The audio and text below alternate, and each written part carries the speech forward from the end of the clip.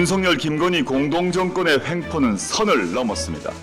민생을 파탄내고 검찰권을 망나니처럼 휘두릅니다. 윤석열, 김건희 공동정권 종식 이후를 준비하겠습니다. 탄핵소추안을 작성을 하고 있습니다. 완결된 건 아니죠. 근데 딱 그 결정적 시기가 오게 되면 그 안을 완벽하게 만들 건데 초안이라도 조만간 공개할 생각입니다. 예. 안녕하십니까. 조국혁신당 대표 조국입니다. 7월 20일 전당대회에서 대표로 선출된 지 100일이 되었습니다. 조국혁신당은 출발부터 지금까지 도전에 도전을 거듭해왔습니다. 2월 13일 창당 선언, 3월 3일 창당, 4월 10일 총선, 10월 16일 재보궐선거 등등을 거치는 전 과정이 담대한 변화를 위한 담대한 도전이었습니다. 정치 투신 결심은 작년 12월 4일 광주 김대중 센터에서 열린 북콘서트에서 돌 하나는 들어야겠다라고 선언했을 때였습니다. 당시 북콘서트 제 오른쪽에 있는 김보엽 대변인이 그때 사회를 보셨죠.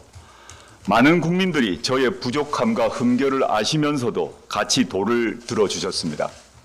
그 덕분에 제가 여기에 있고 조국혁신당이 여기에 있습니다. 다시 한번 국민께 감사합니다. 조국혁신당은 태어난 순간부터 달리기를 시작해야 했습니다. 모든 것이 처음이었기에 넘어지고 구르고 부딪혔습니다. 그렇다고 멈추지는 않았습니다. 앞으로도 그럴 것입니다. 윤석열, 김건희 공동정권의 횡포는 선을 넘었습니다. 민생을 파탄내고 검찰권을 망나니처럼 휘두릅니다. 민주공화국의 기본 원리가 무시되고 있습니다. 유발 하라리가 독재의 특징으로 말했던 현상을 목도하고 있습니다. 즉, 제도에 대한 신뢰가 무너지고 있습니다. 국민의 삶이 흔들리고 나라의 미래가 위태롭습니다. 현재 조국혁신당은 소수 정당입니다. 그러나 담대한 소수가 될 것입니다. 두려움 없이 대한민국 혁신의 길을 만들어 나가는 담대한 소수가 될 것입니다. 처음 단 하나의 돌을 들었던 제 손에는 이제 저희를 믿고 투표해 주신 690만 국민의 손이 함께합니다. 그리고 16만 조국혁신당 당원의 굳센 손이 더해졌습니다. 이 모든 손과 함께 망국적인 윤석열, 김건희 공동정권을 향해 돌을 던지겠습니다. 동시에 윤석열, 김건희 공동정권 종식 이후를 준비하겠습니다. 오늘은 우리 다짐을 새롭게 하는 날입니다. 축하와 격려는 감사하지만 나중에 받겠습니다. 머지 않았습니다. 윤석열, 김건희 공동정권의 종식이 이루어지고 서로 굳은 살 백인 손을 맞잡고 기쁨을 나눌 것입니다. 감사합니다. 예, 지금부터 기자분들의 질문을 받겠습니다. 손을 들어서 의사표시해 주시고요.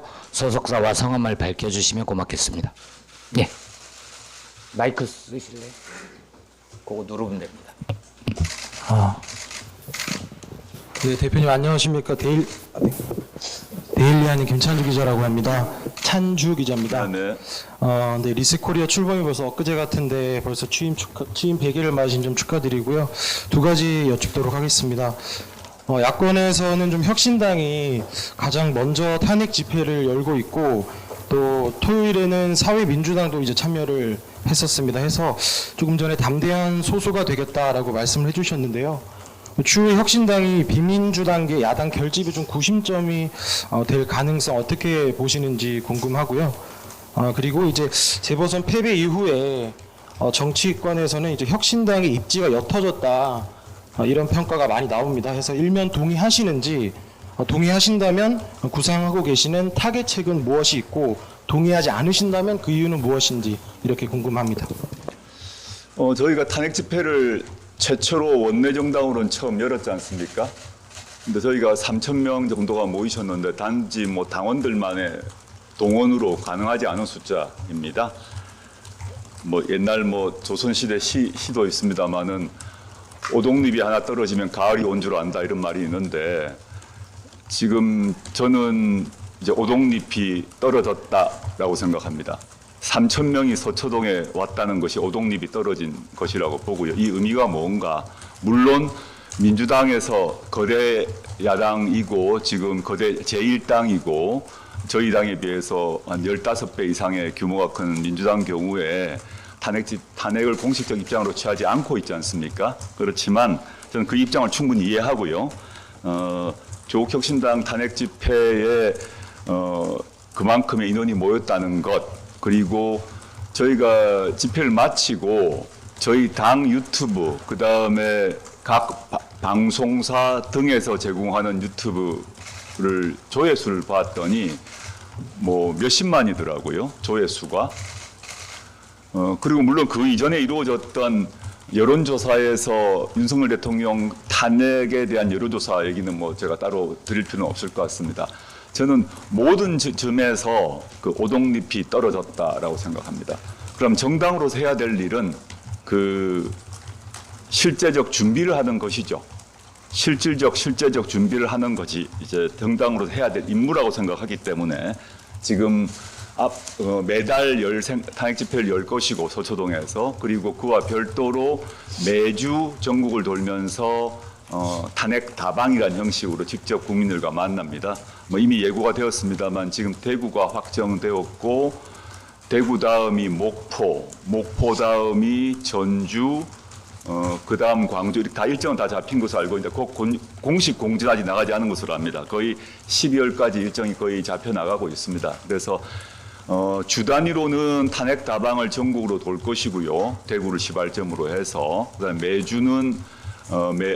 매달은 탄핵 집회를 서초동에서 열 생각입니다. 일단 그거 먼저 정보 차원에서 말씀드렸고, 김 기자님께서 말씀하신 것과 관련해서 보면 뭐 비민주당계 야당의 구심 이런 말씀하셨는데 뭐 그렇게 말하는 것은 너무 과한 것 같고, 저희보다 작은 규모의 정당이 또 있지 않습니까? 뭐 진보당이건 사회민주당이건 기본소득당이건 크게 봐서 민주당보다는 저희 당, 즉 조국혁신당이 얘기하고 있는 탄핵에 가까운 말씀을 하시는 것 같습니다. 자연스럽게 같이 할 수 있지 않을까 생각을 하고요. 저희가 뭐 특별히 구심이 된다고 말하기보다는 비민주당계 야당과 함께 탄핵 문제를 대중화하는 데 노력을 할 생각이다 말씀드리고 싶습니다. 두 번째 얘기가 아마 11.6 이후에 입지가 약화되었다라는 말씀하시는데 저희는 그렇게 생각하지 않고 오히려 반대로 11.6 이전에도 저희는 입지가 약했어요.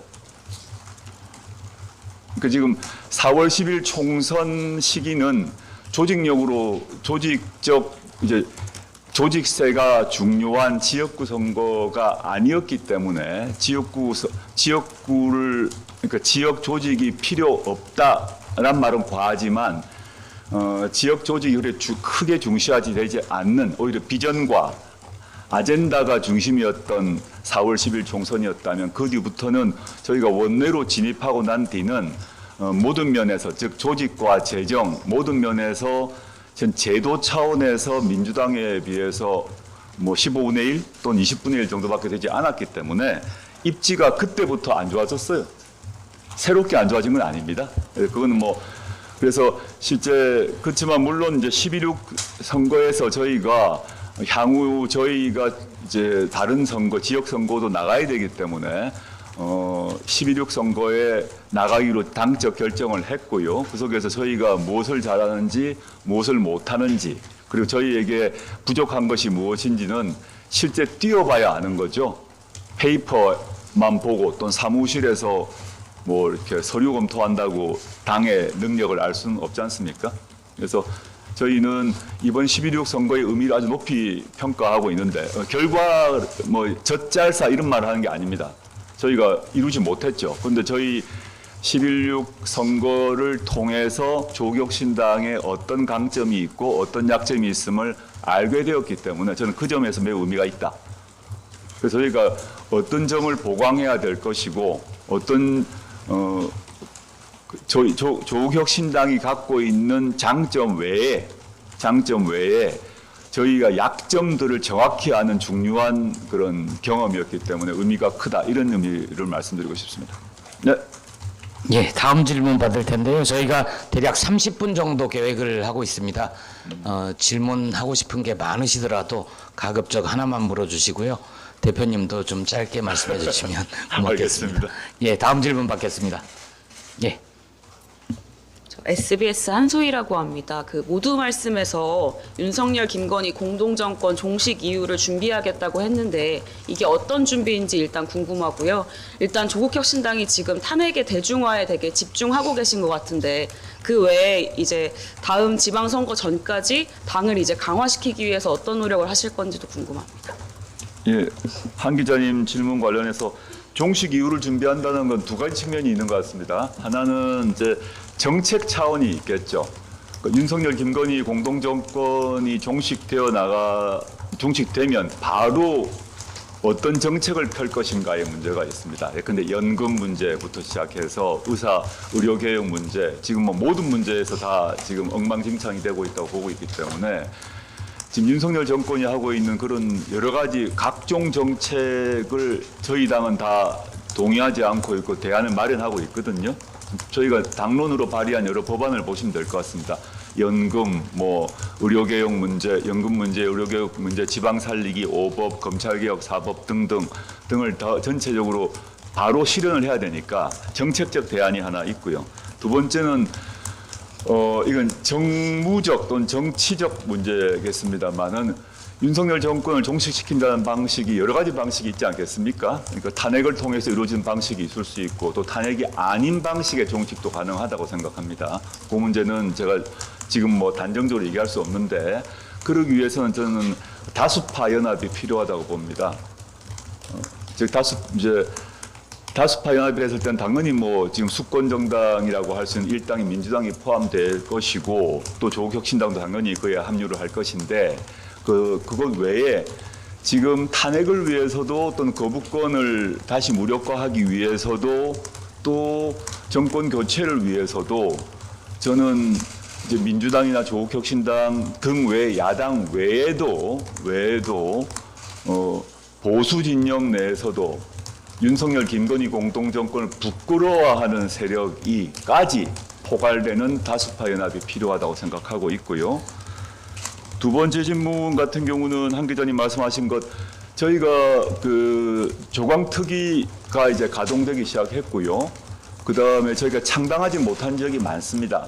당원 수는 이제 시도당 창당의 요건은 이미 다 갖추었는데 여러 가지 이유로 이제 미뤄온 그 지역이 많이 있습니다. 뭐 제주, 세종, 충북 등등등 뭐 경북 이렇게 있는데 그걸 연초까지 시도당을 전국에 걸쳐서 완결하는 작업들이 진행될 것입니다. 그리고 지역위원회 책임자들을 이제 뭐 공모 또는 뭐 추대 등의 방식으로 지역위원회를 건설하는 작업들이 내년 봄까지 시도당 창당과 지역위원회 구성이 내년 아마 봄까지 정도 3월까지 정도 이루어지지 않을까 생각하고 있고 추진 이제 시작을 했습니다. 네. 예. 먼저. MBC 정상훈입니다. 방금 회원에서 말씀 주실 때 윤정권을 종식시키는 방식이 여러 가지가 있는데 탄핵이 아닌 방식이 가능하다 말씀 주시면서 긍정적으로 말씀 주시면 어렵다고 하셨는데 그것만 구체적으로 어떤 방식으로 생각하실 것인지 설명을 주시죠. 뭐 교과서적으로 일단 얘기를 해야 될 것 같습니다. 정치는 생물이기 때문에 DJ 말씀대로 어떤 식으로 될지 우리는 아무도 알지 못합니다. 저희가 탄핵을 얘기하지만 그 탄핵만 생각하고 있는 것도 아닙니다. 탄핵은 상징적으로 탄핵을 제가 주장하고 있지만 법적인 탄핵만이 윤 정권 종식의 유일한 방법이라고 생각하지 않습니다. 그럼 이제 어떤 방식이 가능할까는 향후 일어나는 전국의 상황에 따라 달라질 것이고 그 전국을 바라보는 정치 주체의 판단에 따라 달라질 것인데요. 뭐 탄핵이 있을 법적으로 탄핵이 하나 있겠죠. 퇴진도 있을 것이겠죠. 개헌도 있을 수 있겠죠. 하야도 있을 수 있겠죠. 여러 가지 방식이 있을 것인데 그 방식을 미리 지금 이렇다라고 생각하지 않고요. 대한민국 역사 정치사에서 조기 종식되었던 사례를 쭉 보시면 그 사례를 쭉 다 보시면 그것들이 융합되어 나타날 수도 있고 박근혜 정권이 조기 종식되었을 때 최종적으로는 탄핵이었지만 잘 기억해 보시면 그 전에 개헌을 하려고도 했어요. 그리고 하야도 하려고도 했어요. 여당 내, 당시 여당 내에서입니다. 당시 야당이 요구가 아니라 그런 것들이 지금 다 가능성으로 존재한다라고 생각합니다. 저는 윤석열 정권은 이미 국정 운영의 동력을 잃은 상태라고 봅니다. 그 모든 여론조사에서 잃었고요. 여기서 뭐 진보층, 중도층 말고 보수층 분들이 결단을 해야 될 시기가 왔다고 생각합니다. 즉 보수의 수치라고 저는 생각을 하는데 윤김이 2년 반 동안 통상적인 기준의 절차에 따라 2년 반 동안 윤김 정권을 보위하는 것이 한국 보수 정치 세력이 해야 될 일인가? 저는 아닐 것 같습니다. 그 정도 말씀드리죠. 안녕하세요. 저 경향신문 이혜진 기자입니다. 지금 혁신당은 탄핵 소추안 준비위원회도 출범을 했고 지금 탄핵에 대해서 구체적으로도 이제 추진을 하고 있는데 결국은 민주당의 도움이 절실한 상황이고 오늘 황운하 원내대표도 뭐 최고위원회에서 얘기하긴 했지만 결국 민주당과의 협력이 필요하다고 생각되는데요. 조국 혁신당은 혹시 지금 탄핵 운동과 관련해서 민주당과 협력을 논의하고 계신지 그렇지 않다면 언제쯤 이런 협력 논의를 좀 제안하실 생각인지 궁금합니다. 일단 탄핵소추안 위원회를 만들었고요. 저 위원장까지 되어 있고 실제 저희 안에 뭐 법률가들이 많이 있기 때문에 탄핵소추안을 작성을 하고 있습니다. 완결된 건 아니죠. 근데 딱 그 결정적 시기가 오게 되면 그 안을 완벽하게 만들 건데 초안이라도 조만간 공개할 생각입니다. 그건 말씀드리고 싶고 이제 당연히 탄핵을 하려면 민주당의 도움이 필요하죠. 근데 탄핵을 하려면 민주당과 조국혁신당만으로도 안 되죠, 사실은. 그렇지 않습니까? 숫자 뭐 산수를 해보면 그건 뭐 그걸 전제로 해보게 되면 지금은 민주당은 아시다시피 이번 주말이네요. 김건희 규탄 대회를 하지 탄핵 때는 하지 않지 않습니까? 뭐 시기를 기다리실 것 같은데 탄핵을 가지고 민주당과 공식적으로 얘기해 본 적은 없습니다. 없는데 제가 날짜를 약간 혼동스럽긴 한데 2016년이네요. 2016년 10월 29일에 당시에 박근혜 대통령에 대한 첫 탄핵 집회가 공식적으로 2016년 10월 29일에 열렸습니다. 그랬을 때 당시 민주당 지도부가 참여를 거절했습니다. 근데 그때 첫 탄핵 집회에 민주당 의원 3명, 4명 참석했습니다. 박주민 의원이 있었던 것 같아요, 제 기억에. 그리고 정의당의 노회찬 의원이 이제 연설을 했고 당시에 이재명 성남시장이 마이크를 잡은 것으로 기억합니다. 당시 이재명 성남시장은 경기도지사도 아니었고 대권 후보도 아니었고 지금같이 민주당 당대표도 아니었죠. 뭐 너무 잘 아시다시피 2016년에 그 시기 2016년 10월 29일과 2024년 10월 26일을 한번 연결시켜 보시면 되지 않겠는가라고 생각해 봅니다. 흐름을 잡아 나가는 역할을 저희가 하겠다는 것입니다.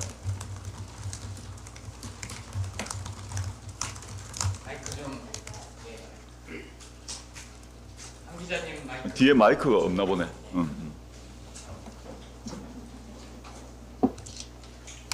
네, 연합뉴스 한혜원 기자입니다. 대표님 얼마 전에 명예훼손죄, 친고죄로 전환하는 내용의 법안 개정안 발의하셨는데요. 그렇게 발의를 하시면서 페이스북에도 이재명 대표도 비슷한 생각을 가지고 있었던 것으로 안다 이렇게 언급도 하셨는데 관련해서 뭐 이재명 대표와 얘기한 바가 있으신지 민주당의 입장은 어떻다고 보시는지. 예. 아직 답은 못 받았고요. 조만간 이제 장외 집회 이렇게 끝내고 11월에 예산국회 아닙니까?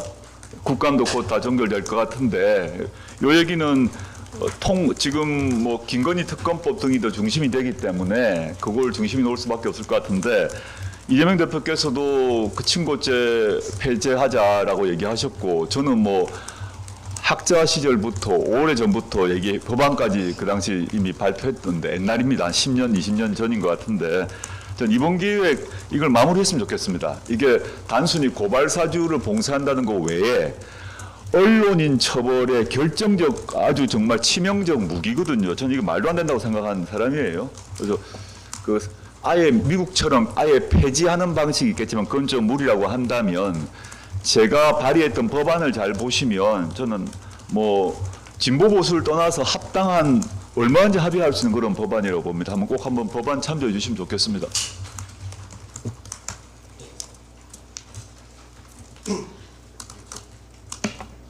네, 전자신문 최기창 기자입니다. 대로 축하합니다. 네, 감사합니다. 네, 보궐선거 얘기를 안 할 수가 없는데요. 지난 보궐선거 기준으로 곡선거 연관상 30% 정도를 얻으셨는데 그때 사실 이게 유지된다면 기초의원 3인 선거구에서 1명 정도 당선되는 수준이거든요. 그렇다면 이번 선거가 약점을 파악하게 됐다고 하셨는데 그렇다면 이를 돌파하기 위한 좀 보관을 좀 어떻게 생각하고 계신지. 저희는 뭐 황운하 대표가 어디 기자간담회에서 말씀드렸던 것 같았는데 최소 목표로 각 30%를 생각했습니다. 저희 조직력이 약했기 때문에. 그런데 곡성은 상대적으로 의외로 35%가 되었고 영광은 3파전이 돼서 이제 진보당이 대대적으로 전국 조직을 가동하면서 오히려 영광이 30%를 못 넘고 27, 26점 몇씩 뭔가 약간 헷갈리는데 약 27을 얻었습니다. 평균적으로 한 30 얻었다고 볼 수 있는 것 같은데요. 지금 최 기자님 말씀하신 것처럼 3인 선거구로 하게 되면 한 석을 다 얻겠죠. 이걸 기계적으로 적용을 하게 되면. 근데 3인 선거구만 있는 건 아니지 않습니까?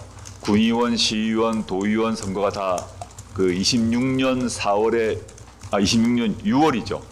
6월에 있는데 저희가 이번 선거에서 느낀 바지만 민주당 같은 경우는 또는 뭐 진보당 같은 경우도 영광에 도의원이 있죠. 영광에 민주당 같은 경우는 영광 또는 그 지역의 시도 군의원 다 있죠. 저희는 0이었거든요. 그래서 요거를 그 풀뿌리 민주주의를 구현하기 위해서도 또 저희의 조직을 대중정당을 만들기 위해서도 가장 낮은 단위 도의원은 물론이고 시의원, 군의원들을 한 명이라도 배출을 해야겠다는 생각을 가지고 있습니다. 저희의 조직세에서 뭐 다수를 차지하기는 쉽지 않겠죠. 그렇지만 단순히 호남만이 아니라 경북에서도 예를 들자면 경북에서도 3인 선거구가 다 있을 거 아닙니까? 서울은 물론이고.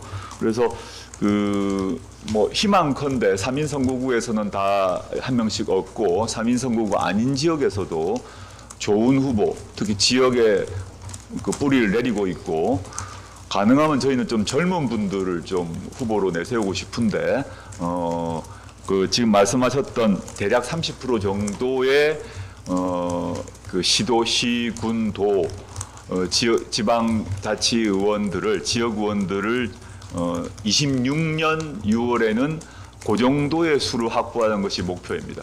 그러기 위해서 아까 말씀드렸던 시도당이 당연히 있어야 될 것이고 그러기 위해서는 당연히 지역위원회가 있어야 되죠. 그래서 26년 6월까지 천천히 단계 조직을 좀 만들어내고 26년 6월에는 이제 호남만이 선거가 있지 않으니까요, 당연히 전국적으로 지방선거에 후보를 내서 한 30% 정도, 요번에 영광 곡성에서 얻었던 30% 정도를 전국적으로 확보하는 것이 저희의 목표입니다. 예.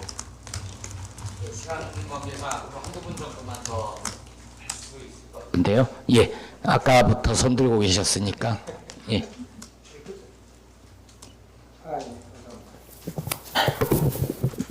굿모닝 춘청 서린호 기자입니다. 네. 굿모닝 춘청의 서린호 기자입니다. 26년도 이후에 지방선거로 말씀하신 것 같은데요. 당장 내년 4월에 또 재선거가 있을 것 같습니다. 충남 마산, 그다음에 전남 신안하고 담양도 아마 대성제가 될 것 같은데요. 내년 4월 재선에도 후보를 내실 것인지. 그다음에 또 하나 아산 같은 경우에는 박경규 시장이 귀책 사유로 물러났단 말입니다. 근데 국민의힘 한동훈 대표는 귀책 사유로 물러난 곳에는 공천을 안겠다라고 말했는데 아마 공천을 합격했던 분위기로 흘러가고 있습니다. 이에 관련해서는 어떻게 생각하시는지 말씀해 주세요. 한동훈 대표가 그런 말을 했는지 잘 몰랐는데 그 기준이라면 국민의힘은 구로구청도 안 냅니까? 낼 것 같은데. 지금 원래 양당이 귀책 사유 있으면 안 낸다고 다 했지 않습니까? 근데 다 내왔고 내지 않을까요? 내년 4월 재보궐선거에 조국혁신당이 귀책 사유 일어난 그 자리는 하나도 없잖아요. 원래 지금 아산만 얘기하시는 것 같은데 구로구청도 국민의힘 사유 아닙니까? 국민의힘이 구로를 포기할 건가? 또는 뭐 민주당에서 근데 뭐 전남 지역 뭐 시장 군수 후보를 포기할 건지 잘 포기 안 할 것 같습니다. 예, 제가 뭐 과도한 생각인지 모르겠지만 지금까지 왜냐면 민주당 같은 경우는 당규를 바꿨지 않습니까? 귀책 사유 같은 경우 안 낸다고 했는데 그걸 없앴어요. 내겠다는 의지 표현이라고 생각하고 그에 대해서 저는 도덕적 비난을 하진 않겠습니다. 뭐 이제 당헌 당규를 바꿨기 때문에 낸다고 생각을 하고 그거는 제가 왈가왈부할 건 아닌 것 같고요. 조국혁신당은 2006년 6월을 목표로 쭉 진행을 단계 할 것인데 그 과정에 25년 4월이 있는데 25년 4월에 저희의 준비 정도가 어디까지 갖추어지는지를 보고 25년 4월에 어디에 낼 것인지 어디에 안 낼 것인지는 그때 가서 판단하도록 하겠습니다. 지금 미리 말씀드릴 수는 없을 것 같습니다. 예, 조 기자님. 안녕하세요. 더팩트 조채원입니다. 여야 양당이 지금 대표회담을 앞두고 민생협의체에서 논의할 의제들을 정리하고 있잖아요. 네네. 혁신당이 지난달에도 이제 민생협의체에 소수정당, 모든 정당을 좀 참여하게 해달라고 제안을 한 바가 있는데 이 자리를 빌려서 이제 지금 상황에서 가장 우선적으로 다뤄야 할 의제가 무엇인지 말씀하신다면 어떤 건지 여쭙고 싶습니다.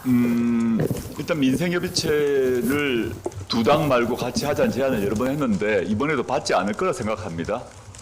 뭐 그저 저희 당이 요구를 하고 있습니다. 저희의 목소리가 반영되기를 희망하고 있지만 두 대표께서 회담하실 때 저희 그 이후에 또는 그 전에 조국혁신당이나 다른 소수정당의 목소리를 반영되는 민생정책협의회를 만드시지 않을 것 같다라고 저는 생각을 하고요. 그걸 크게 기대하고 있지는 않습니다. 그렇지만 저희는 주장을 할 것이고 저는 지금 이제 민생 이슈로 보게 되면 전 제일 큰 문제 하나만 꼽으라고 하시니까 좀 여러 가지가 하나만 꼽기가 참 곤란한데 두 개? 저기 두 개. 이게 일단은 제가 오늘 최고위원회에서 제 경제 이슈 발언을 했는데 지금 경제 민생 상태가 매우 심각하다고 보시면 됩니다. 재정 상태도 매우 심각한 상태다. 부자 감소 정책을 포기하지 않았기 때문에 세수, 재정 문제가 매우 위기 상태에 있고 수출 문제, GDP 모든 점에서 지금 위기 상태이다. 지금 우리가 통상 얘기하는 정치적 문제 이런 문제는 말할 것도 없이 자영업 폐업률 지금 어마어마한 상태거든요. 이런 것들을 저는 경제 민생 문제 관련해서 오늘 제가 최고위원회 발언을 한번 참조해 보시면 구체적인 걸 좀 지적해뒀으니까 그걸 좀 참조해 주시면 좋을 것 같고 저는 지금 빨리 부자 감세 정책을 폐기해야 된다. 안 그러면 재정 위기가 심각해질 거다 생각하는 점을 하나로 꼽으라면 그걸 하나 꼽고 싶습니다. 예, 마지막 질문. 예, 저쪽이 카메라 벽이 있어서 안 보였습니다. 예. 예, 마지막 질문으로 하겠습니다. 네, 안녕하세요. 저 뉴스토마토 김진양입니다. 질문 기회 감사하고요. 대표님 취임 100일 축하드립니다. 시간 없으니까 짧게 하나 간단히 여쭤보고 싶은데요. 지금 여러 가지 앞에서 말씀 많이 주셨는데 당의 지지율 같은 경우가 지난 총선 때에 비해서 지금 좀 많이 떨어져 있잖아요.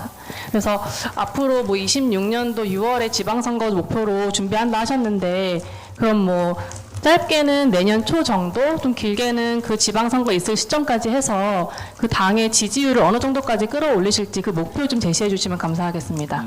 예. 이런 질문은 제가 공식적, 비공식적으로 기자분들과 뵐 때도 많이 받았는데요.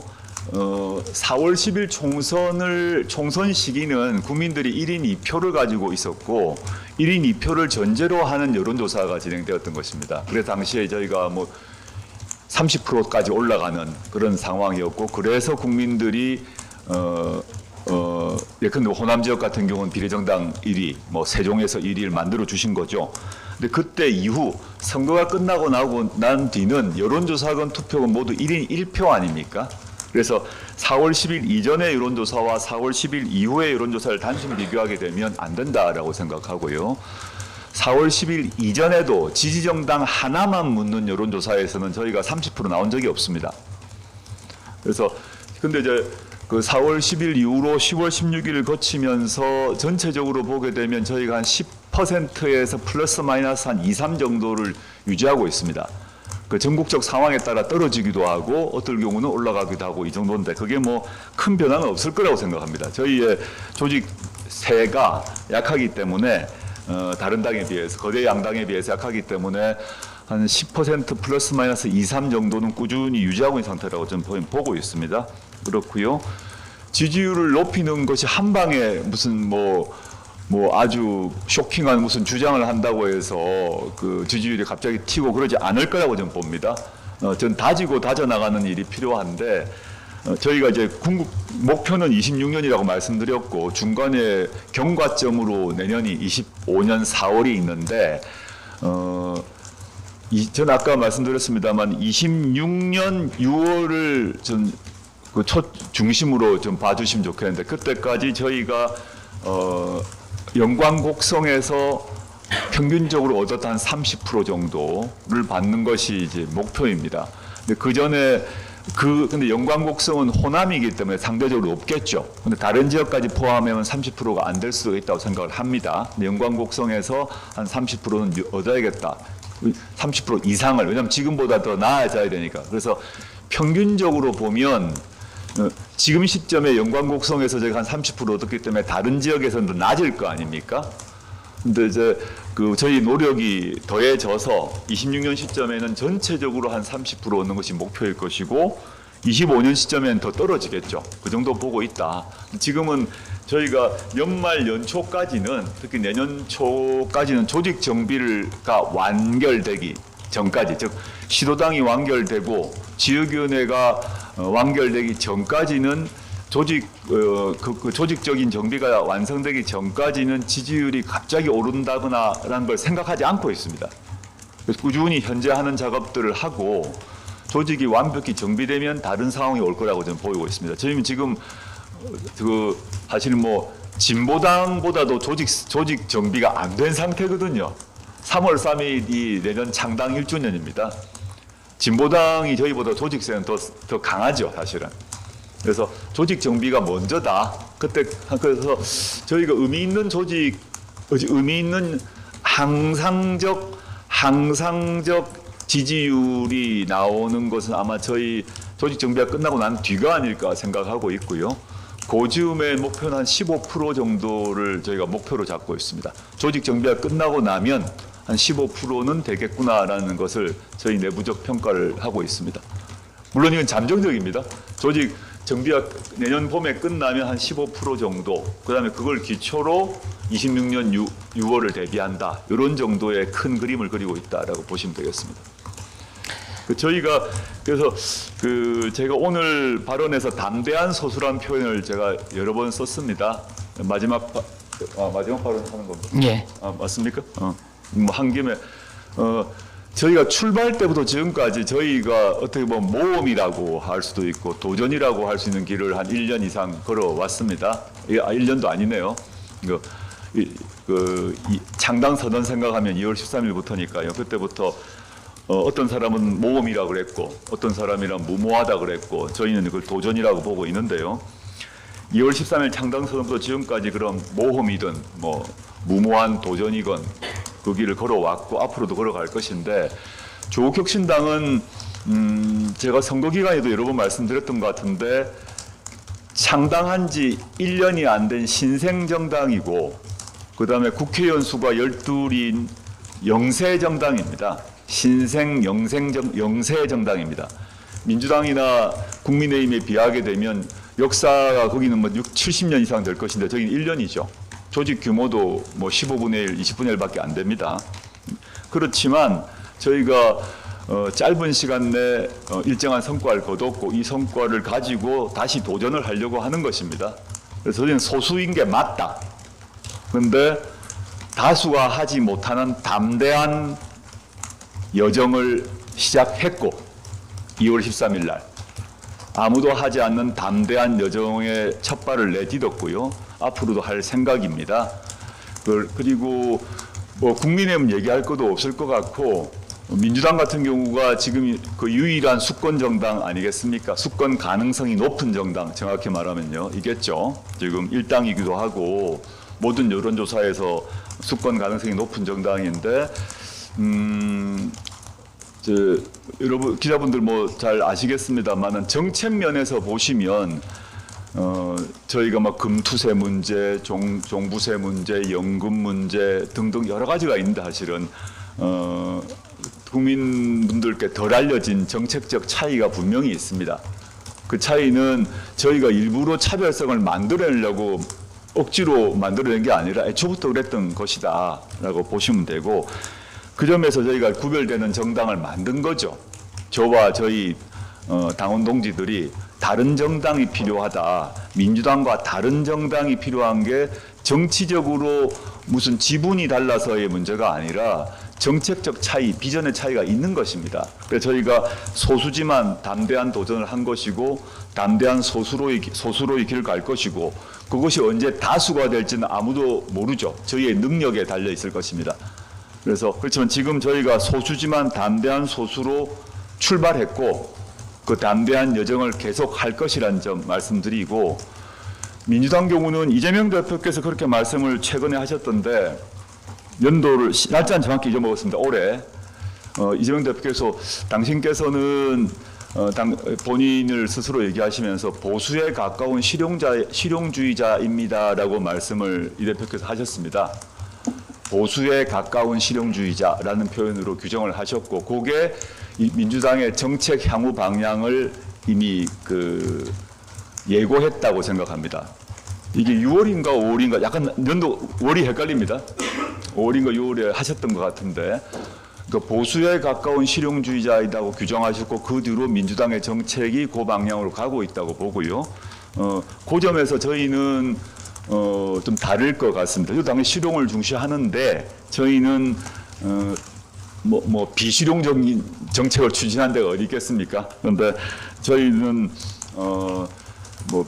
적정한 규정을 이렇게 단어로서 할 수 없습니다만은 조국 혁신당의 종부세 정책, 그다음에 금투세, 연금 문제, 노동 정책, 지방 살리기 정책, 그다음에 그 노동 같은 경우는 신장식 의원이 저희가 제기했던 일하는 자를 위한 기본법 등을 보시면 조국 혁신당은 보수에 가까운 실용주의 정당은 아닙니다.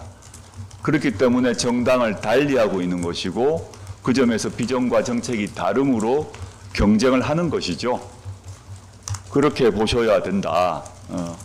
그래서 저희가 아직까지 새가 아주 미미하고 물론 과거의 자민련이나 과거의 민주노동당에 비하면 저희가 수가 많죠. 근데 저희가 민주노동당의 길도 아니고 자민련의 길도 아닙니다. 저희가 걷고 있는 길은 그 길은 아닌데 저희가 12명을 의석을 가지고 또 16만의 당원을 가지고 민주당과는 다른 길을 가려고 이 여정을 시작했다는 점은 알아주시면 좋겠습니다.